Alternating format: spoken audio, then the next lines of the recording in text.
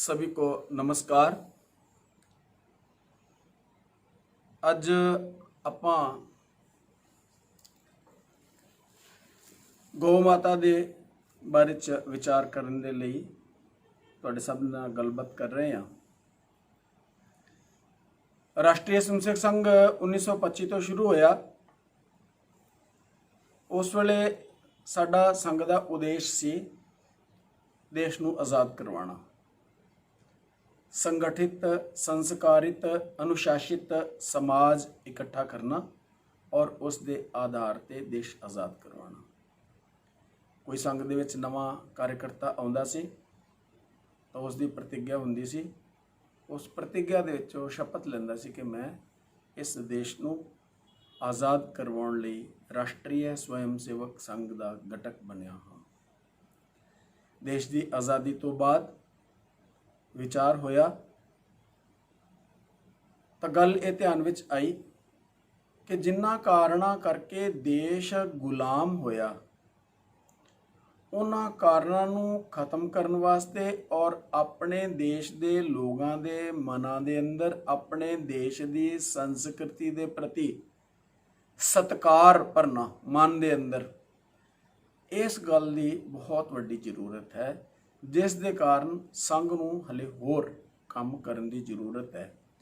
इसलिए संघ दे संचालकां ने उस वेले संघ नूं समाप्त नहीं किया। हालांकि आज़ादी का सपना साडा पूरा हो गया सी, लेकिन उस वेले एक दूसरा सपना जिहड़ा होर असीं नाल लैके चले कि इस भारत नूं मुड़ के असीं अखंड भारत बनावांगे और दुनिया का सिरमौर देश बनावांगे और इस देश दे संस्कृति दे आधार ते सारे संसार नूं सुख पहुँचाउण दा काम असीं करांगे। और पहला भी भारत जिहड़ा विश्व का गुरु रहा और इन्ना ही नहीं तां सोने की चिड़िया भी रहा, शूरवीरां की धरती भी रहा और इन्ना ही नहीं तो दिमागी पक्षों भी साडे देश के लोग इन्ने अच्छे होए ने कि जिन्हां दियां लिखतां नूं अज भी संसार मनदा है। असीं वेदां की गल करिए, पंजाब की धरती ते, हिंदुस्तान की धरती ते ही लिखे गए, जिहड़े कि दुनिया के प्राचीनतम ग्रंथ ने और अज भी वो समाज के जीवन दे हर पहलू के अंदर रैलेवेंट जिहड़े मन्ने जाते हैं। जीवन दीयां सच्चाइयां उहदे विचों अज भी सानूं मिलदियां ने। तो उस स्थिति ते संसार समाज नूं भारत नूं लैके आउणा है तो इस नूं संघ नूं होर चलाउण दी आवश्यकता है। जिहड़ियां जिहड़ियां खामियां साडे अंदर आईयां ने उन्हां नूं असीं एक एक करके दूर करन दा प्रयास करांगे और उहदे विच एक जिहड़ी खामी, एक कमी जी साडी आई कि असीं अपनी गां जिस नूं असीं मां दी संज्ञा दिंदे हां उस नूं भुल गए और उस नूं मुड़ तो याद कराउण दे वास्ते गां साडी मां किस तरह है, ये सिर्फ गल्लां बातां नाल ही मां नहीं, तो ये साडी जिहड़ी है साइंटिफिक तौर ते किस तरह मां लगदी है, ਇਹਦੇ बारे च लोकां तक जिहड़ा संदेश पहुँचाउण दा काम संघ करेगा। तो ਇਹਦੇ वास्ते असीं एक गो सेवा नाम की एक गतिविधि राष्ट्रीय स्वयंसेवक संघ के अंदर संघ के कार्यकर्तावां ने शुरू की और उस दे आधार दे उत्ते सारे देश के अंदर विश्व मंगल गौ ग्राम यात्रा असी कढ़ी कि एक ऐसी यात्रा जिहड़ी गौ आधारित यात्रा सी और सारे विश्व का मंगल जिस दे नाल होण वाला सी, ग्राम का मंगल होण वाला सी। ग्राम यानी पिंड जिहड़े है, पिंड आधारित देश है साडा, तो हर पिंड का मंगल होना और उहदे आधार दे उत्ते सारे विश्व का मंगल होना एक गौ माता ही कर सकती है। इस गल नूं ध्यान दे विच रख के सारे भारत के अंदर वो यात्रा जिहड़ी कढ़ी गई सी। अज लगभग 15 या 16 साल उसनूं हो गए, शायद ज़्यादा ही हो गए होण। तो उस यात्रा दे करके सारे हिंदुस्तान के अंदर ਘੱਟ ਤੋਂ ਘੱਟ 10,000 ਗਊਸ਼ਾਲਾਵਾਂ ਹੋਰ ਨਵੀਆਂ ਖੁੱਲੀਆਂ। ਔਰ ਸਿਰਫ ਗਊਆਂ ਦੇ ਗਊਸ਼ਾਲਾਵਾਂ ਨਹੀਂ ਖੁੱਲੀਆਂ ਤੇ ਕਿਸਾਨ ਦੇ ਘਰ ਤੱਕ ਗਊ ਕਿਸ ਤਰ੍ਹਾਂ ਜਾ ਸਕਦੀ ਹੈ, ਕਿਉਂਕਿ ਅਸਲੀ ਪਾਲਕ ਗਊ ਦਾ ਕਿਸਾਨ ਹੈ। ਤਾਂ ਉਹਦੇ ਬਾਰੇ 'ਚ ਵੀ ਵਿਚਾਰ ਜਿਹੜੇ ਆ ਸ਼ੁਰੂ ਹੋਏ। ਫਿਰ ਕਿਸਾਨ ਦੇ ਘਰ ਦੇ ਵਿੱਚ ਗਊ ਜਿਹੜੀ ਹੈ ਉਹ ਉਸ ਨੂੰ ਨੁਕਸਾਨਕਾਰੀ ਨਜ਼ਰ ਆਉਂਦੀ ਹੈ ਕਈ ਵਾਰ, ਕਿਉਂਕਿ ਦੇਸੀ ਗਾਂ ਜਿਹੜੀ ਹੈ ਦੁੱਧ ਘੱਟ ਦਿੰਦੀ ਹੈ। ਲੇਕਿਨ ਦੁੱਧ ਬੇਸ਼ੱਕ ਘੱਟ ਦਿੰਦੀ ਹੋਏਗੀ, ਲੇਕਿਨ ਉਸ ਦੇ ਦੁੱਧ ਦੀ ਜਿਹੜੀ ਕੀਮਤ ਹੈ ਅਗਰ ਵਿਗਿਆਨਿਕ ਆਧਾਰ ਤੇ ਦੇਖਿਆ ਜਾਏ ਤੇ ਆਮ ਦੁੱਧ ਨਾਲੋਂ ਕਈ ਗੁਣਾ ਜ਼ਿਆਦਾ ਹੈ, ਕਿਉਂਕਿ ਦੇਸੀ ਗਾਂ ਦੇ ਦੁੱਧ ਦੇ ਵਿੱਚ ਸਵਰਨ ਤੱਤਵ ਪਾਏ ਜਾਂਦੇ ਆ। ਅਸੀਂ ਸੋਨਾ ਛੱਡ ਕੇ ਤੇ ਜ਼ਹਿਰ ਖਰੀਦਣਾ ਸ਼ੁਰੂ ਕਰਤਾ, ਉਹ 4 ਲੀਟਰ ਵੱਧ ਦਿੰਦੀ ਹੋਏਗੀ ਗਾਂ, ਉਹਦੇ ਮਗਰ ਅਸੀਂ ਪੈ ਗਏ, ਔਰ ਜਿਹਦੇ ਕਰਕੇ ਅੱਜ ਅਸੀਂ ਅਨੇਕਾਂ ਬਿਮਾਰੀਆਂ ਦਾ ਸ਼ਿਕਾਰ ਬਣ ਗਏ ਹਾਂ।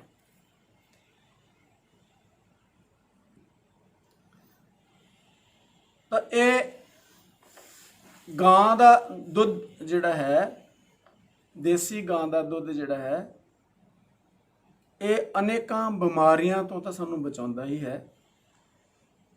ਇਸ ਦੀ ਕੰਪੋਜੀਸ਼ਨ ਮਾਂ ਦੇ ਦੁੱਧ ਦੇ ਸਮਾਨ ਹੈ। ਔਰ ਇੰਨਾ ਹੀ ਨਹੀਂ, ਤਾਂ ਅੱਜ ਦੇ ਸਾਇੰਟਿਸਟਾਂ ਨੇ ਜਿਹੜੀ ਇਹ ਗੱਲ ਕਹਿਣੀ ਸ਼ੁਰੂ ਕੀਤੀ ਹੈ, A1 ਮਿਲਕ ਔਰ A2 ਮਿਲਕ ਦਾ ਡਿਫਰੈਂਸ਼ੀਏਸ਼ਨ ਜਿਹੜਾ ਕਰਨਾ ਸ਼ੁਰੂ ਕੀਤਾ ਹੈ। ਤਾਂ ਅੱਜ ਸਾਡਾ ਭਾਰਤੀ ਸਮਾਜ ਜਿਹੜਾ ਹੈ, ਹਰ 10ਵੇਂ ਘਰ ਦੇ ਅੰਦਰ ਕੈਂਸਰ ਦਾ ਮਰੀਜ਼ ਮਿਲ ਜਾਂਦਾ ਹੈ, ਸ਼ੂਗਰ ਦਾ ਮਰੀਜ਼ ਮਿਲ ਜਾਂਦਾ ਹੈ, BP ਦਾ ਮਰੀਜ਼ ਮਿਲ ਜਾਂਦਾ ਹੈ। ਉਹਦਾ ਇੱਕ ਕਾਰਨ ਜਿਹੜਾ ਹੈ, ਇਹ A1 ਮਿਲਕ ਜਿਹੜਾ ਅਸੀਂ ਪੀ ਰਹੇ ਹਾਂ, ਉਹ ਵੀ ਇੱਕ ਬਹੁਤ ਵੱਡਾ ਕਾਰਨ ਹੈ। A1 ਮਿਲਕ ਜਿਹੜਾ ਹੈ, ਇਹ ਜਰਸੀ ਗਾਵਾਂ ਜਾਂ ਵਿਦੇਸ਼ੀ ਗਾਵਾਂ ਜਿਹੜੀਆਂ ਵੀ ਹੈ ਉਹਨਾਂ ਚੋਂ A1 ਮਿਲਕ ਮਿਲਦਾ ਹੈ। ਔਰ A2 ਮਿਲਕ ਜਿਹੜਾ ਹੈ, ਇਹ ਭਾਰਤੀ ਨਸਲ ਦੀਆਂ ਜਿਹੜੀਆਂ ਗਾਵਾਂ ਨੇ ਉਹਦੇ ਤੋਂ ਪ੍ਰਾਪਤ ਹੁੰਦਾ ਹੈ। ਤਾਂ ਇਹ ਬਿਮਾਰੀਆਂ ਤੋਂ ਬਚਣ ਦਾ ਸਭ ਤੋਂ ਵਧੀਆ ਤਰੀਕਾ ਹੈ A2 ਮਿਲਕ ਪੀਣਾ। ਇਹ ਅੱਜ ਸਾਇੰਸ ਦੇ ਲੋਕ ਜਿਹੜੇ ਆ ਵੀ ਕਹਿਣ ਲੱਗ ਪਏ ਆ। ਤਾਂ ਇੰਨਾ ਹੀ ਨਹੀਂ, ਤਾਂ ਗਊ ਦਾ ਦੁੱਧ ਤੋਂ ਇਲਾਵਾ ਗਊ ਦਾ ਜਿਹੜਾ ਗੋਬਰ ਹੈ ਉਹਦੇ ਤੋਂ ਅਨੇਕਾਂ ਪ੍ਰਕਾਰ ਦੀਆਂ ਦਵਾਈਆਂ ਤਿਆਰ ਕੀਤੀਆਂ ਜਾਂਦੀਆਂ ਨੇ। ਗਊ ਦਾ ਮੂਤਰ ਜਿਹੜਾ ਹੈ ਉਹਦੇ ਤੋਂ ਅਨੇਕਾਂ ਪ੍ਰਕਾਰ ਦੀਆਂ ਦਵਾਈਆਂ ਤਿਆਰ ਕੀਤੀਆਂ ਜਾਂਦੀਆਂ। ਔਰ ਇਹੋ ਜਿਹੀਆਂ ਦਵਾਈਆਂ ਤਿਆਰ ਹੁੰਦੀਆਂ ਨੇ ਕਿ ਕਈ ਵਾਰ ਜਿਹੜਾ ਹੈ ਚਮਤਕਾਰ ਜਿਹੜਾ ਨਜ਼ਰ ਆਉਂਦਾ ਹੈ। ਮੈਂ ਇੱਕ ਛੋਟਾ ਜਿਹਾ ਉਦਾਹਰਨ ਦੇ ਕੇ ਦੱਸਣਾ ਚਾਹਾਂਗਾ। ਸਾਡੇ ਇੱਥੇ ਫਿਰੋਜ਼ਪੁਰ ਜ਼ਿਲ੍ਹੇ ਦੇ ਅੰਦਰ ਇੱਕ ਸ਼ਹਿਰ ਹੈ ਮਖੂ। ਸਾਡੇ ਸੰਜੀਵ ਕੁਮਾਰ ਜੀ ਉੱਥੋਂ ਦੇ ਪਹਿਲਾਂ ਨਗਰ ਸੰਚਾਲਕ ਰਹੇ ਨੇ, ਅੱਜ ਕੱਲ੍ਹ ਉਹ ਗੋ ਸੇਵਾ ਪ੍ਰਮੁੱਖ ਦੇ ਨਾਤੇ ਜ਼ਿਲ੍ਹੇ ਦਾ ਕੰਮ ਦੇਖਦੇ ਆ। ਉਹਨਾਂ ਨੇ ਦੇਸੀ ਗਾਵਾਂ ਦੀ ਗਊਸ਼ਾਲਾ ਸ਼ੁਰੂ ਕੀਤੀ ਹੋਈ ਹੈ। ਉਹਨਾਂ ਦੇ ਸ਼ਹਿਰ ਦੇ ਵਿੱਚ ਇੱਕ ਡਾਕਟਰ BAMS ਡਾਕਟਰ ਨੇ, ਭੁਪਿੰਦਰ ਬੇਦੀ ਜੀ। ਉਹਨਾਂ ਦੀ ਲੱਤ ਦੇ ਉੱਤੇ ਸਿਰੋਸਿਸ ਨਾਮ ਦੀ ਬਿਮਾਰੀ ਹੋ ਗਈ। ਤਾਂ ਉਹ ਬਿਮਾਰੀ ਜਿਹੜੀ ਹੈ ਉਸ ਨੂੰ ਠੀਕ ਕਰਨ ਦੇ ਵਾਸਤੇ ਉਸ ਨਾਲ ਬੜੇ ਇਲਾਜ ਕਰਵਾਏ। DMC ਲੁਧਿਆਣੇ ਦੇ ਵਿੱਚ ਉਹਨਾਂ ਦਾ ਬੇਟਾ ਦੀਪਕ ਬੇਦੀ ਉਹ ਖੁਦ ਸਰਵਿਸ ਕਰਦਾ ਹੈ। ਤਾਂ ਉਹਨਾਂ ਦੇ ਥਰੂ ਵੀ ਬੜਾ ਇਲਾਜ ਕਰਾਉਣ ਦੀ ਕੋਸ਼ਿਸ਼ ਕੀਤੀ, ਲੇਕਿਨ ਕੋਈ ਉਸ ਦਾ ਇਲਾਜ ਨਹੀਂ ਮਿਲਿਆ। ਉਹ ਬਿਮਾਰੀ ਵੱਧਦੀ ਹੀ ਗਈ। ਤਾਂ ਉਸੇ DMC ਦੇ ਵਿੱਚ ਕੋਈ ਸੱਜਣ ਉਹਨਾਂ ਨੂੰ ਮਿਲੇ ਤਾਂ ਉਹਨਾਂ ਨੇ ਇਲਾਜ ਦੱਸਿਆ ਵੀ ਤੁਸੀਂ ਇਸ ਦਾ ਇਲਾਜ ਘਰੇ ਬੈਠੇ ਕਰ ਸਕਦੇ ਹੋ। ਦੇਸੀ ਗਾਂ ਦਾ ਗੋਬਰ ਆਪਣੇ ਇਸ ਲੱਤ ਦੇ ਉੱਤੇ ਰੋਜ਼ ਲਗਾਉਣਾ। ਜਦੋਂ ਉਹ ਗੋਬਰ ਜਿਹੜਾ ਹੈ ਲਗਾ ਕੇ ਧੁੱਪੇ ਬੈਠਣਾ, ਜਦੋਂ ਉਹ ਗੋਬਰ ਸੁੱਕ ਜਾਏ ਤਾਂ ਗਊ ਦੇ ਹੀ ਮੂਤਰ ਦੇ ਨਾਲ ਉਸ ਨੂੰ ਧੋਣਾ। ਇਹ 1.25 ਮਹੀਨਾ ਅਗਰ ਕਰੋਗੇ ਤੁਹਾਡੀ ਲੱਤ ਠੀਕ ਹੋ ਜਾਏਗੀ। ਔਰ ਸੁਣਨ ਵਾਲਿਆਂ ਨੂੰ ਹੋ ਸਕਦਾ ਹੈ ਇਹ ਲੱਗੇ ਵੀ ਕੀ ਟੂਣਾ ਟੁੱਟਕਾ ਹੈ ਸ਼ਾਇਦ, ਲੇਕਿਨ ਐਸਾ ਨਹੀਂ ਹੈ। ਇਹ ਇੱਕ ਇਲਾਜ ਹੈ। ਔਰ ਉਸ ਡਾਕਟਰ ਸਾਹਿਬ ਨੇ ਮਖੂ ਦੀ ਗਊਸ਼ਾਲਾ ਦੇ ਵਿੱਚ ਜਾਣਾ ਸ਼ੁਰੂ ਕੀਤਾ ਔਰ ਇਸ ਇਲਾਜ ਨੂੰ ਸ਼ੁਰੂ ਕੀਤਾ। 40 ਦਿਨਾਂ ਦੇ ਬਾਅਦ 9 ਵਾਰ 9 ਹੋ ਕੇ ਦੋਵੇਂ ਪਿਓ ਪੁੱਤਰ ਜਿਹੜੇ ਵਾਪਸ ਗਏ। ਤਾਂ ਇਹ ਕਿਸੇ ਚਮਤਕਾਰ ਨਾਲੋਂ ਘੱਟ ਨਹੀਂ। ਇਸ ਤਰ੍ਹਾਂ ਦੀਆਂ ਅਨੇਕਾਂ ਹੋਰ ਗੱਲਾਂ ਕਹਾਵਤਾਂ ਹੈ ਨੇ। ਸਾਡੇ ਜਲੰਧਰ ਦੇ ਅੰਦਰ ਹੀ ਸ਼੍ਰੀ ਰਜਿੰਦਰ ਸ਼ਿੰਗਾਰੀ ਨਾਮ ਦੇ ਸੱਜਣ ਰਹਿੰਦੇ ਨੇ। ਉਹਨਾਂ ਨੇ ਵੀ ਅੱਜ ਉਹਨਾਂ ਦੇ ਘਰ ਚਲੇ ਜਾਓ ਤੇ 40 ਦੇਸੀ ਗਊਆਂ ਬੰਨੀਆਂ ਹੋਈਆਂ ਘਰ ਦੇ ਅੰਦਰ, ਆਪਣੀ ਫੈਕਟਰੀ ਦੇ ਅੰਦਰ ਉਹਨਾਂ ਨੇ ਦੇਸੀ ਗਾਵਾਂ ਬੰਨ ਕੇ ਰੱਖੀਆਂ। ਕਿਉਂ ਬੰਨੀਆਂ ਹੋਈਆਂ ਨੇ? ਕਿਉਂਕਿ ਉਹਨਾਂ ਨੇ ਚਮਤਕਾਰ ਇਸ ਦਾ ਦੇਖਿਆ। ਵਿਦੇਸ਼ ਦੇ ਵਿੱਚ ਉਹਨਾਂ ਦੇ ਪਰਿਵਾਰ ਚੋਂ ਕੋਈ ਸੱਜਣ ਰਹਿੰਦੇ ਨੇ, ਉਹਨਾਂ ਨੂੰ ਮਿਲਣ ਵਾਸਤੇ ਉਹਨਾਂ ਨੇ ਜਾਣਾ ਸੀ, ਟਿਕਟ ਬੁੱਕ ਕਰਾ ਲਈ, ਲੇਕਿਨ ਕੁਝ ਦਿਨ ਪਹਿਲਾਂ ਹੀ ਉਹਨਾਂ ਦੇ ਸਿਰ ਦੇ ਉੱਤੇ ਬੈਕ ਸਾਈਡ ਤੇ ਇੱਕ ਟਿਊਮਰ ਜਿਹੜਾ ਹੈ ਉਹ ਡਿਵੈਲਪ ਹੋ ਗਿਆ। ਡਾਕਟਰਾਂ ਕੋਲੋਂ ਟ੍ਰੀਟਮੈਂਟ ਕਰਵਾਉਣ ਦੀ ਗੱਲਬਾਤ ਆਈ ਤਾਂ ਡਾਕਟਰਾਂ ਨੇ ਹੋਰ ਸ਼ੰਕਾ ਦੇ ਵਿੱਚ ਪਾਤਾ ਵੀ ਇਹ ਕੈਂਸਰਸ ਗਰੋਥ ਹੋ ਸਕਦੀ ਹੈ। ਤਾਂ ਉਹਦਾ ਟੈਸਟ ਕਰਨ ਦੇ ਵਾਸਤੇ ਵੀ ਥੋੜਾ ਪਾਰਟ ਲੈ ਕੇ ਭੇਜਿਆ ਗਿਆ, ਲੇਕਿਨ ਉਹਨਾਂ ਨੂੰ ਕੋਈ ਸਮਝ ਨਹੀਂ ਆ ਰਹੀ ਸੀ ਵੀ ਕੀ ਹੈ, ਕੀ ਡਿਵੈਲਪਮੈਂਟ ਹੈ। ਲੇਕਿਨ ਕਿਸੇ ਆਦਮੀ ਨੇ ਦੱਸਿਆ ਕਿ ਦੇਸੀ ਗਾਂ ਦੀ ਜਿਹੜੀ ਪੂੰਛ ਹੈ ਉਸ ਨੂੰ ਇਹਦੇ ਨਾਲ ਛੁਆਇਆ ਜਾਵੇ ਔਰ ਦੇਸੀ ਗਾਂ ਦਾ ਗੋਬਰ ਜਿਹੜਾ ਇਹਦੇ ਤੇ ਲਗਾਇਆ ਜਾਏ, ਮੂਤਰ ਨਾਲ ਉਸ ਨੂੰ ਸਾਫ਼ ਕੀਤਾ ਜਾਏ। ਔਰ ਇਹ ਪ੍ਰੋਸੈਸ ਜਿਹੜਾ ਹੈ ਉਹਨਾਂ ਨੇ ਸਿਰਫ 8 ਦਿਨ ਲਈ ਕੀਤਾ ਔਰ 8 ਦਿਨਾਂ ਦੇ ਅੰਦਰ ਹੀ ਉਹ ਟਿਊਮਰ ਜਿਹੜਾ ਹੈ ਸੁੱਕਣਾ ਸ਼ੁਰੂ ਹੋ ਗਿਆ ਔਰ ਬਿਲਕੁਲ ਸਰੀਰ ਦੇ ਨਾਲ ਮਿਲ ਗਿਆ। ਔਰ ਜਿਹੜੀ ਡੇਟ ਦੇ ਉੱਤੇ ਉਹਨਾਂ ਨੇ ਵਿਦੇਸ਼ ਜਾਣਾ ਸੀ ਉਹਦੇ ਤੇ ਜਾਣਾ ਉਹਨਾਂ ਦਾ ਸੰਭਵ ਹੋ ਸਕਿਆ। ਇਹ ਕੱਲ ਹੀ ਮੈਨੂੰ ਜਾਣਕਾਰੀ ਜਿਹੜੀ ਪ੍ਰਾਪਤ ਹੋਈ ਹੈ। ਤਾਂ ਇਸ ਤਰ੍ਹਾਂ ਦੇ ਅਨੇਕਾਂ ਚਮਤਕਾਰਿਕ ਘਟਨਾਵਾਂ ਜਿਹੜੀਆਂ ਹੈ ਪੰਚਗव्य ਦੀਆਂ ਜਿਹੜੀਆਂ ਦੇਖਣ ਸੁਣਨ ਨੂੰ ਮਿਲਦੀਆਂ ਨੇ। ਤਾਂ ਇਹ ਕੋਈ ਚਮਤਕਾਰ ਨਹੀਂ ਹੈ, ਪ੍ਰੈਕਟੀਕਲੀ ਇਹ ਗੋਬਰ ਦੇ ਅੰਦਰ ਔਰ ਮੂਤਰ ਦੇ ਅੰਦਰ ਇਸ ਤਰ੍ਹਾਂ ਦੇ ਤੱਤਵ ਪਾਏ ਜਾਂਦੇ ਨੇ ਜੋ ਸਾਡੀਆਂ ਸਰੀਰਕ ਬਿਮਾਰੀਆਂ ਨੂੰ ਠੀਕ ਕਰਦੇ ਨੇ। ਇਹ ਵੇਦਾਂ ਦੇ ਅੰਦਰ ਵੀ ਇਸ ਦਾ ਵਰਣਨ ਜਿਹੜਾ ਆਂਦਾ। ਔਰ ਅੱਜ ਅਸੀਂ ਜੋ ਇਹ ਹਰੀ ਕ੍ਰਾਂਤੀ ਦੇ ਨਾਮ ਦੇ ਉੱਤੇ ਖੇਤੀਬਾੜੀ ਜਿਹੜੀ ਕਰ ਰਹੇ ਹਾਂ, ਉਸ ਖੇਤੀਬਾੜੀ ਦੇ ਕਰਕੇ ਕਿਸਾਨ ਜਿਹੜੇ ਹੈ ਇੱਕ ਬਹੁਤ ਵੱਡਾ ਨੁਕਸਾਨ ਚੱਲ ਰਹੇ ਨੇ। ਮੈਂ ਇੱਕ ਪਿੰਡ ਦੇ ਅੰਦਰ ਮੇਰਾ ਜਾਣਾ ਹੋਇਆ, ਅਬੋਹਰ ਦੇ ਨਜ਼ਦੀਕ ਪਿੰਡ ਹੈ ਦੀਵਾਨ ਖੇੜਾ। ਉਸ ਪਿੰਡ ਦੇ ਕਿਸਾਨਾਂ ਦੇ ਨਾਲ ਮੁਲਾਕਾਤ ਹੋਈ, ਗੱਲਬਾਤ ਹੋਈ। ਮੀਟਿੰਗ ਦੇ ਵਿੱਚ ਉਹਨਾਂ ਨੂੰ ਮੈਂ ਪੁੱਛਿਆ ਕਿ ਬਈ 1 ਕਿੱਲੇ ਦੇ ਅੰਦਰ 1 ਸਾਲ ਦੇ ਅੰਦਰ ਕਿੰਨੇ ਰੁਪਏ ਦੇ ਇਨਸੈਕਟੀਸਾਈਡ, ਪੈਸਟੀਸਾਈਡ, ਡਾਇਆ, ਯੂਰੀਆ ਤੁਸੀਂ ਇਸਤੇਮਾਲ ਕਰਦੇ ਹੋ? ਤਾਂ ਅਲੱਗ-ਅਲੱਗ ਕਿਸਾਨਾਂ ਨੇ ਅਲੱਗ-ਅਲੱਗ ਕੀਮਤ ਦੱਸੀ। ਕਿਸੇ ਨੇ 10,000 ਦਾ ਖਰਚਾ ਕਿਹਾ ਮੇਰੇ ਸਾਲ ਦਾ ਹੋ ਜਾਂਦਾ, ਕਿਸੇ ਨੇ 15,000 ਦਾ ਕਿਹਾ, ਕਿਸੇ ਨੇ 12 ਦਾ ਕਿਹਾ। ਅਸੀਂ ਐਵਰੇਜ ਲਗਾ ਕੇ 10,000 ਸਾਲ ਦਾ ਮੰਨਿਆ। ਫਿਰ ਉਹਨਾਂ ਪੁੱਛਿਆ ਵੀ ਤੁਹਾਡੇ ਪਿੰਡ ਦੀ ਖੇਤੀ ਕਿੰਨੀ ਹੈ? ਤਾਂ ਉਹਨਾਂ ਵੀ 10,000 ਏਕੜ ਜ਼ਮੀਨ ਸਾਡੇ ਪਿੰਡ ਦੀ ਹੈ। ਤਾਂ ਮੈਂ ਕਿਹਾ ਵੀ ਇਹ 10,000 ਏਕੜ ਨੂੰ 10,000 ਰੁਪਏ ਨਾਲ ਗੁਣਾ ਕਰੋ ਵੀ 1 ਸਾਲ ਦਾ ਕਿੰਨਾ ਪੈਸਾ ਇਹ ਜ਼ਹਿਰਾਂ ਖਰੀਦਣ ਦੇ ਵਾਸਤੇ ਤੁਸੀਂ ਇਸਤੇਮਾਲ ਕਰਦੇ ਹੋ। ਤਾਂ 10 ਕਰੋੜ ਰੁਪਏ ਦੀ ਫਿਗਰ ਜਿਹੜੀ ਉਹ ਬਣੀ। ਇੱਕ ਪਿੰਡ ਦੇ ਵਿੱਚੋਂ 10 ਕਰੋੜ ਰੁਪਏ ਦੀਆਂ ਜ਼ਹਿਰਾਂ ਜਿਹੜੀਆਂ ਅਸੀਂ ਇਸਤੇਮਾਲ ਕਰ ਰਹੇ ਹਾਂ। ਇਹ ਕਿੰਨਾ ਵੱਡਾ ਨੁਕਸਾਨ ਹੈ ਦੇਸ਼ ਦਾ। ਹਾਲੇ ਇਕੱਲੇ ਪੰਜਾਬ ਦੀ ਗੱਲ ਕਰੀਏ ਤਾਂ 12,500 ਪਿੰਡ ਨੇ ਤੇ ਅਰਬਾਂ ਖਰਬਾਂ ਰੁਪਈਆ ਜਿਹੜਾ ਹੈ ਇਹ ਜ਼ਹਿਰ ਵੇਚਣ ਵਾਲੀਆਂ ਕੰਪਨੀਆਂ ਸਾਡੇ ਦੇਸ਼ ਤੋਂ ਲੈ ਜਾਂਦੀਆਂ। ਕਿਸਾਨ ਕਿਸ ਤਰ੍ਹਾਂ ਅਮੀਰ ਹੋ ਸਕਦੇ? ਔਰ ਪਹਿਲਾਂ ਵੀ ਅਸੀਂ ਖੇਤੀ ਕਰਦੇ ਰਹੇ ਹਾਂ, ਇਹ ਗਊ ਆਧਾਰਿਤ ਖੇਤੀ ਕਰਦੇ ਰਹੇ, ਗੋਬਰ ਦੀ ਹੀ ਖਾਦ ਤਿਆਰ ਕਰਕੇ ਅਸੀਂ ਪਾਉਂਦੇ ਰਹੇ ਹਾਂ।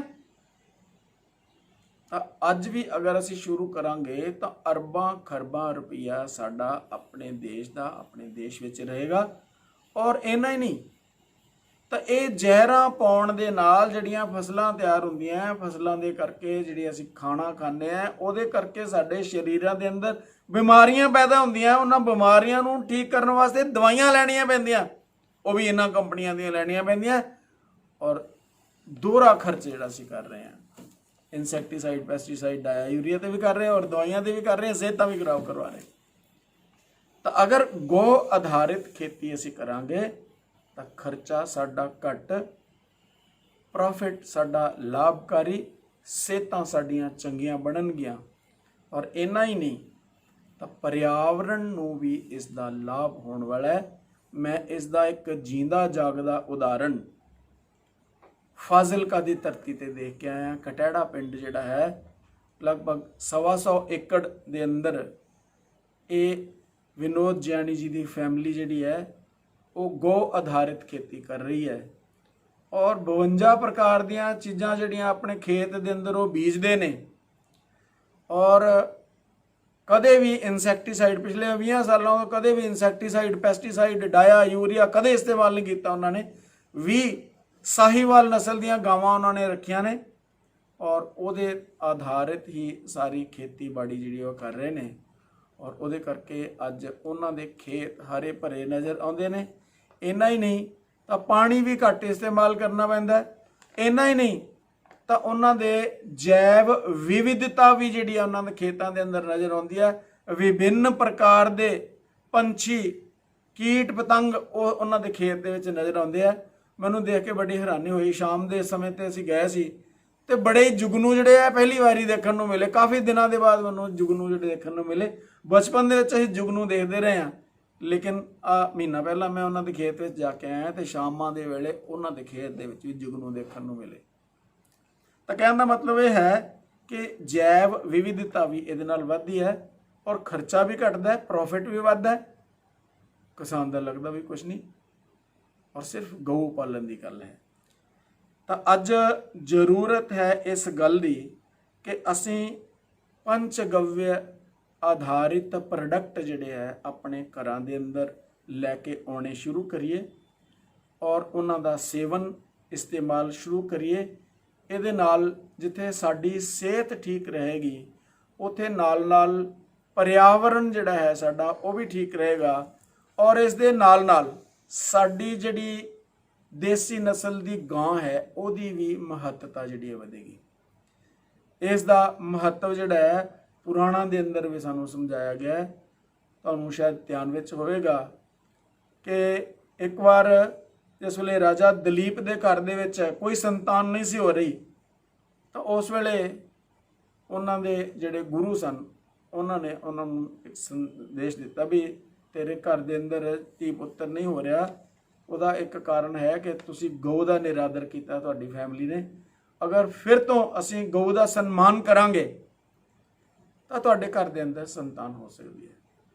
ਤਾਂ ਉਹਨਾਂ ਨੇ ਇੱਕ ਗਾਂ ਜਿਹੜੀ ਹੈ ਆਪਣੇ ਘਰ ਦੇ ਅੰਦਰ ਲਿਆਂਦੀ, ਬੰਨੀ, ਉਹਦੀ ਸੇਵਾ ਖੁਦ ਰਾਜਾ ਦਲੀਪ ਨੇ ਕਰਨੀ ਸ਼ੁਰੂ ਕੀਤੀ। ਔਰ ਇੱਕ ਦਿਨ ਉਹ ਜੰਗਲ ਦੇ ਵਿੱਚ ਉਹਨਾਂ ਨੂੰ ਚਰਾਉਣ ਵਾਸਤੇ ਲੈ ਕੇ ਗਏ ਹੋਏ ਸਨ।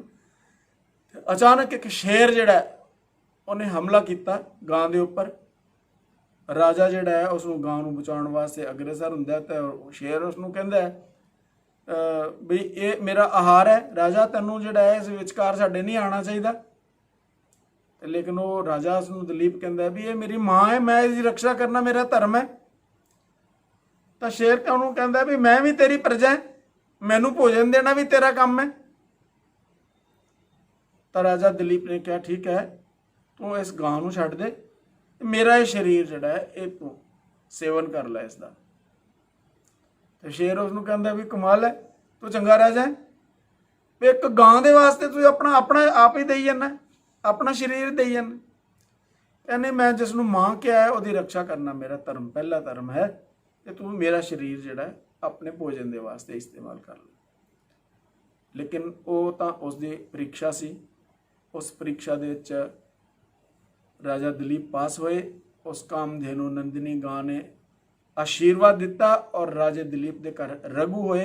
ਰਘੂ ਦੇ ਅੱਗੇ ਫਿਰ ਇਹ ਰਘੁਵੰਸ਼ ਜਿਹੜਾ ਚੱਲਿਆ ਅਸੀਂ ਸਾਰੇ ਜਾਣਦੇ ਹਾਂ, ਉਸ ਤੋਂ ਅੱਛੀ ਤਰ੍ਹਾਂ ਪਰਿਚਿਤ ਹਾਂ। ਰਾਮਾਇਣ ਭਗਵਾਨ ਰਾਮ ਉਹਨਾਂ ਦੇ ਹੀ ਵੰਸ਼ ਦੇ ਵਿੱਚ ਅੱਗੇ ਹੋਏ, ਇਹ ਅਸੀਂ ਸਾਰੇ ਜਾਣਦੇ ਹਾਂ। ਅੱਜ ਅਨੇਕਾਂ ਸੰਸਥਾਵਾਂ ਜਿਹੜੀਆਂ ਹੈ ਇਸ ਗਊ ਮਾਤਾ ਨੂੰ ਬੜੋਤਰੀ ਦੇਣ ਦੇ ਵਾਸਤੇ ਕੰਮ ਕਰ ਰਹੀਆਂ। ਅਨੇਕਾਂ ਸੰਸਥਾਵਾਂ ਪੰਚਗਵਯ ਤੋਂ ਅਨੇਕਾਂ ਪ੍ਰਕਾਰ ਦੇ ਪ੍ਰੋਡਕਟ ਤਿਆਰ ਕਰ ਰਹੀਆਂ ਨੇ। ਉਹ ਖਾਣ ਪੀਣ ਵਾਲੇ ਪ੍ਰੋਡਕਟ ਵੀ ਹੈ ਨੇ, ਦਵਾਈਆਂ ਦੇ ਵਿੱਚ ਇਸਤੇਮਾਲ ਹੋਣ ਵਾਲੇ ਪ੍ਰੋਡਕਟ ਵੀ ਨੇ ਔਰ ਆਪਣੇ ਘਰਾਂ ਦੇ ਅੰਦਰ ਇਸਤੇਮਾਲ ਹੋਣ ਵਾਲੇ ਪ੍ਰੋਡਕਟ ਵੀ ਨੇ। ਤਾਂ ਅਗਰ ਅਸੀਂ ਐਸੀਆਂ ਸੰਸਥਾਵਾਂ ਤੋਂ ਇਹ ਸਮਾਨ ਖਰੀਦਣਾ ਸ਼ੁਰੂ ਕਰਾਂਗੇ, ਲੈਣਾ ਸ਼ੁਰੂ ਕਰਾਂਗੇ, ਤਾਂ ਜਿੱਥੇ ਇਹਨਾਂ ਸੰਸਥਾਵਾਂ ਨੂੰ ਆਰਥਿਕ ਬਲ ਮਿਲੇਗਾ, ਸਹਿਯੋਗ ਮਿਲੇਗਾ, ਉੱਥੇ ਨਾਲ ਨਾਲ ਗਊ ਮਾਤਾ ਦੀ ਸੇਵਾ ਵੀ ਜਿਹੜੀ ਹੈ ਗਿਣੀ ਜਾਏਗੀ ਔਰ ਪਰਿਆਵਰਨ ਵੀ ਸ਼ੁੱਧ ਰਹੇਗਾ, ਤੁਹਾਡਾ ਘਰ ਪਰਿਵਾਰ ਵੀ ਸ਼ੁੱਧ ਰਹੇਗਾ। ਤਾਂ ਅਸੀਂ ਆਪਣੇ ਪਰਿਆਵਰਨ ਦੀ, ਆਪਣੀ ਸੰਸਕ੍ਰਿਤੀ ਦੀ ਔਰ ਐਸੇ ਗੋਪਾਲਕ ਲੋਕਾਂ ਦੀ ਸੱਚੇ ਦਿਲੋਂ ਅਗਰ ਸੇਵਾ ਕਰਨੀ ਹੈ ਤਾਂ ਮੈਂ ਸਮਝਦਾ कि सानू कोआपरेटिव सोसाइटीज़ बना के इन्हां सारे गौ प्रोडक्ट तैयार करने वाले लोगों के समान नू अपने घरां दे विच लैके आउणा चाहीदा है, वरतन दे विच लैके आउणा चाहीदा है, ताकि असीं इस गौ माता नू मुड़ तो सारे संसार दी माँ साबित कर सकीए। और माँ ये है भी, लेकिन यकीन करने वाली गल है, सानू यकीन कई बार नहीं आंदा। मैनू एक कहानी चेते आ गई यकीन दी।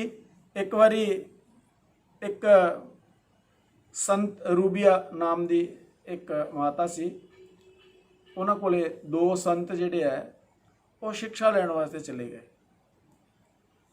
सिक्ख्या लैण वास्ते गए तो माई उन्होंने कहती है भी जरा बैठो 2 मिनट, मेरी सूई गवाच गई है, मैं वो लभ लवां फिर तुहाडे नाल गलबात करदे हैं।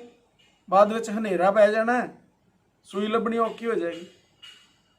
बड़ी कोशिश करती है माई, इधरों लभदी लुभदी बड़ा ही देर लगाती है, लेकिन वो सूई लभदी नहीं।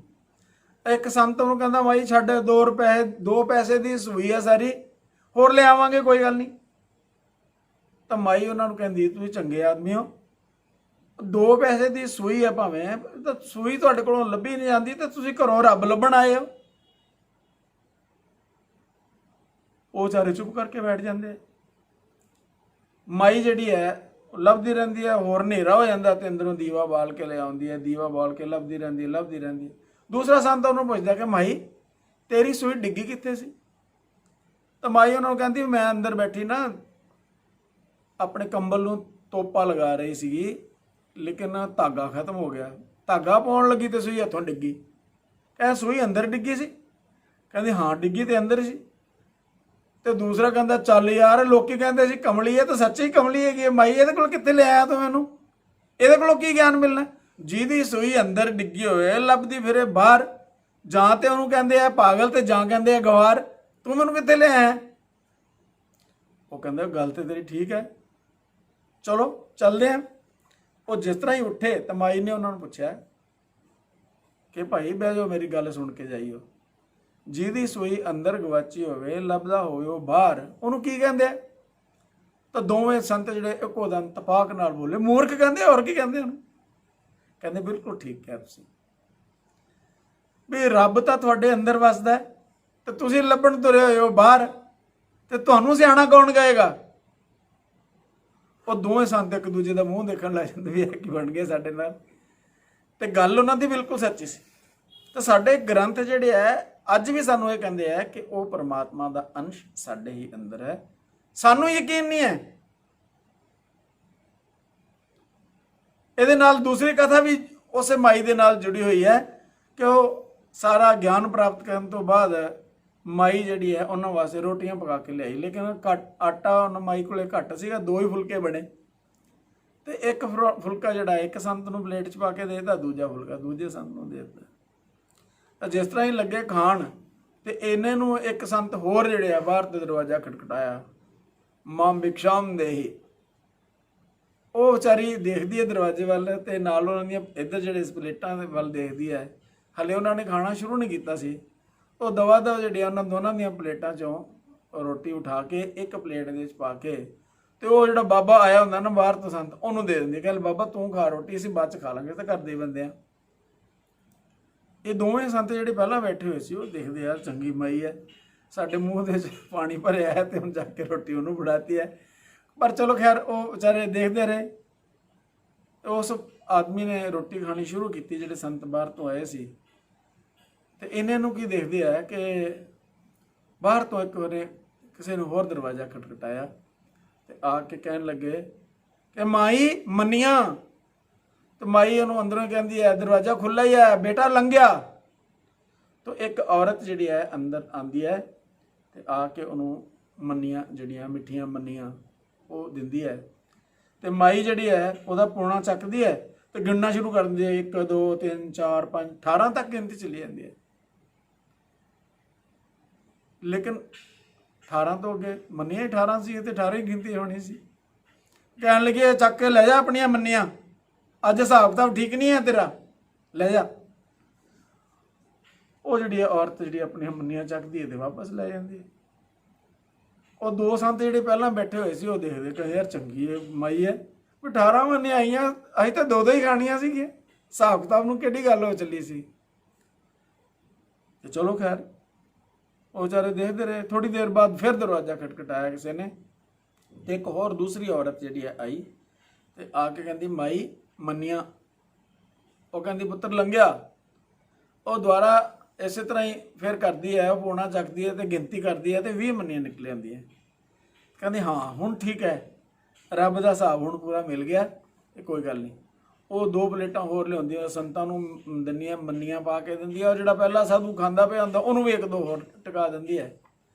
ਰੋਟੀ ਰਾਟੀ ਖਾਣ ਤੋਂ ਬਾਅਦ ਉਹ ਸੰਤ ਜਿਹੜੇ ਆ ਮਾਈ ਨੂੰ ਪੁੱਛਦੇ ਆ ਕਿ ਮਾਈ ਇਹ ਕੀ ਤੇਰਾ ਵਰਤਾਰਾ ਸਾਨੂੰ ਸਮਝ ਨਹੀਂ ਆਇਆ ਵੀ ਪਹਿਲਾਂ 18 ਮੰਨੀਆਂ ਕਿਉਂ ਮੋੜਤੀਆਂ ਤੂੰ ਵਾਪਸ। ਤਾਂ ਕਹਿਣ ਲੱਗੀ ਦੇਖ ਬਈ, ਰੱਬ ਦੇ ਘਰ ਦੇ ਵਿੱਚ ਵੀ ਇੱਕ ਹਿਸਾਬ ਕਿਤਾਬ ਚੱਲਦਾ ਹੈ, ਉਹ ਠੀਕ ਚੱਲਦਾ ਰਹਿਣਾ ਚਾਹੀਦਾ ਹੈ। ਉਹ ਕਹਿੰਦੇ ਕੀ ਹਿਸਾਬ ਕਿਤਾਬ ਚੱਲਦਾ ਹੈ? ਕਹਿੰਦੇ ਤੁਸੀਂ ਗ੍ਰੰਥਾਂ ਦੇ ਵਿੱਚ ਪੜ੍ਹਿਆ ਹੈ ਵੀ ਅਗਰ ਤੁਸੀਂ 1 ਪੈਸਾ ਦਿਓ ਤੇ ਰੱਬ 10 ਪੈਸੇ ਦਿੰਦਾ ਹੈ। ਤੇ ਆਪਾਂ 2 ਰੋਟੀਆਂ ਦਾਨ ਕੀਤੀਆਂ ਜਿਹੜਾ ਮੰਗਤਾ ਆਇਆ ਸੀ, ਤੇ 20 ਮੰਨੀਆਂ ਆਣੀਆਂ ਚਾਹੀਦੀਆਂ ਸੀ, 18 ਆਈਆਂ, 2 ਘੱਟ ਸੀਗੀਆਂ, ਵਾਪਸ ਕਰਤੀਆਂ ਸੀ। ਤਾਂ ਕਹਿਣ ਦਾ ਮਤਲਬ ਇਹ ਹੈ ਵੀ ਰੱਬ ਦੇ ਉੱਤੇ ਇੰਨਾ ਯਕੀਨ ਸਾਡੇ ਦੇਸ਼ ਦੇ ਸੰਤ ਲੋਕ ਜਿਹੜੇ ਆ ਕਰਦੇ ਰਹੇ ਨੇ, ਔਰ ਓਨਾ ਹੀ ਯਕੀਨ ਜਦ ਅਸੀਂ ਆਪਣੀ ਇਸ ਗਊ ਮਾਤਾ ਦੇ ਉੱਪਰ, ਆਪਣੇ ਵੇਦਾਂ ਦੇ ਵਿੱਚ ਕਹੀ ਗਈ ਇਸ ਗਾਂ ਮਾਂ ਦੇ ਉੱਤੇ ਯਕੀਨ ਕਰਾਂਗੇ, ਫਿਰ ਅਸੀਂ ਆਪਣੀ ਸੰਸਕ੍ਰਿਤੀ ਨੂੰ ਬਚਾ ਸਕਾਂਗੇ। ਤਾਂ ਉਹਦੇ ਵਾਸਤੇ ਜ਼ਰੂਰੀ ਹੈ ਕਿ ਇਹ ਜਿਹੜੇ ਸਾਥੀ ਅੱਜ ਗੋ ਪ੍ਰੋਡਕਟ ਤਿਆਰ ਕਰ ਰਹੇ ਨੇ, ਇਹਨਾਂ ਦੇ ਹੌਸਲਾ ਅਫਜ਼ਾਈ ਦੇ ਵਾਸਤੇ ਸਾਨੂੰ ਅਧਿਕ ਤੋਂ ਅਧਿਕ ਪੰਚਗਵਯ ਦੀਆਂ ਦਵਾਈਆਂ ਔਰ ਪੰਚਗਵਯ ਦੇ ਦੁਆਰਾ ਤਿਆਰ ਕੀਤਾ ਗਿਆ ਸਾਮਾਨ ਆਪਣੇ ਘਰਾਂ ਦੇ ਵਿੱਚ ਲੈ ਕੇ ਆਉਣਾ ਚਾਹੀਦਾ। ਇਸ ਵਾਰ ਦੀ ਦੀਵਾਲੀ ਪੰਚਗਵਯ ਦੀ ਦੀਵਾਲੀ ਦੇ ਰੂਪ ਦੇ ਵਿੱਚ ਅਸੀਂ ਮਨਾਈਏ ਔਰ ਇਸ ਨਾਰੇ ਨੂੰ ਆਪਣੇ ਜੀਵਨ ਦਾ ਇੱਕ ਨਾਰਾ ਬਣਾਈਏ ਕਿ पंचगव्य प्रचार हम करेंगे पंचगव्य प्रयोग हम करेंगे। और जिस दिन ये संकल्प ਅਸੀਂ ਆਪਣੇ ਜੀਵਨ ਵਿੱਚ ਧਾਰਨ ਕਰਕੇ ਚੱਲਾਂਗੇ ਉਸ ਦਿਨ ਭਾਰਤ ਮਾਤਾ ਕੀ ਜੈ ਵੀ ਹੋਣ ਵਾਲੀ ਹੈ, ਕਿਉਂਕਿ ਭਾਰਤ ਮਾਤਾ ਇਸ ਗੋ ਮਾਤਾ ਦੇ ਨਾਲ ਜੁੜੀ ਹੋਈ ਹੈ। ਭਾਰਤ ਦੀ ਸੰਸਕ੍ਰਿਤੀ ਗੋ ਆਧਾਰਿਤ ਸੰਸਕ੍ਰਿਤੀ ਹੈ। जिस दिन इस पंचगव्य के प्रोडक्टां की जय जयकार होने लग जाएगी उस दिन भारत माता की भी जय जयकार होने लग जाएगी। बस मैं इन्ना ही निवेदन करना सी। खेती विरासत संस्था वालों भी बड़े सारे प्रोडक्ट जिहड़े तैयार किए जा रहे हैं और उन्हां दियां 4-4 5-5 किसानां दियां अर्बन क्षेत्र के अंदर दुकानां जिहड़ियां खुल्लियां होईयां ने, तां उन्हां दे तकरीबन 18 तो 20 ऐसे सेलिंग पॉइंट्स जिहड़े बने हुए ने। ਤਾਂ ਅਸੀਂ ਵੀ ਆਪਣੇ ਮਹੱਲੇ ਅਨੁਸਾਰ, ਬਸਤੀ ਅਨੁਸਾਰ ਇਸ ਤਰ੍ਹਾਂ ਦੀ ਯੋਜਨਾ ਕਰਕੇ ਕੋਆਪਰੇਟਿਵ ਸੁਸਾਇਟੀਜ਼ ਬਣਾ ਸਕਦੇ ਹਾਂ ਔਰ ਉਹ ਕੋਆਪਰੇਟਿਵ ਸੁਸਾਇਟੀ ਜਿਹੜੀ ਹੈ ਕਿਸੇ ਇੱਕ ਕਾਰਜਕਰਤਾ ਨੂੰ ਆਪਣੇ ਉੱਥੇ ਸਮਾਨ ਸੇਲ ਕਰਨ ਦੀ ਜ਼ਿੰਮੇਵਾਰੀ ਦੇ ਸਕਦੀ ਹੈ, ਜਿਹੜਾ ਕਿ ਐਸੇ ਜਿੱਥੇ ਗੋ ਆਧਾਰਿਤ ਖੇਤੀ ਦੇ ਪ੍ਰੋਡਕਟ ਤਿਆਰ ਹੁੰਦੇ ਨੇ, ਸਬਜ਼ੀਆਂ ਹੁੰਦੀਆਂ ਨੇ, ਦਾਲਾਂ ਹੁੰਦੀਆਂ ਨੇ, ਮਿਨਰਲਸ ਮਿਲਟਸ ਤਿਆਰ ਹੁੰਦੇ ਨੇ, ਉਹ ਉਹਨਾਂ ਕੋਲੋਂ ਹੀ ਖਰੀਦੇ ਜਾਣ ਜਿੱਥੇ ਗੋ ਆਧਾਰਿਤ ਖੇਤੀ ਹੋ ਰਹੀ ਹੈ।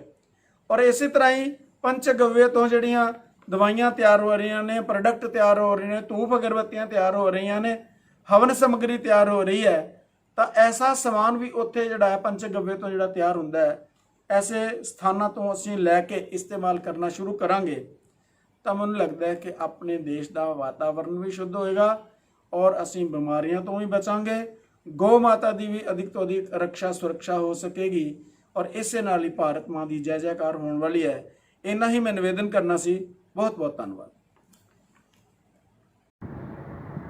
पंचगव्य प्रसार हम करेंगे पंचगव्य प्रचार हम करेंगे पंचगव्य प्रयोग हम करेंगे। भारत माता की जय।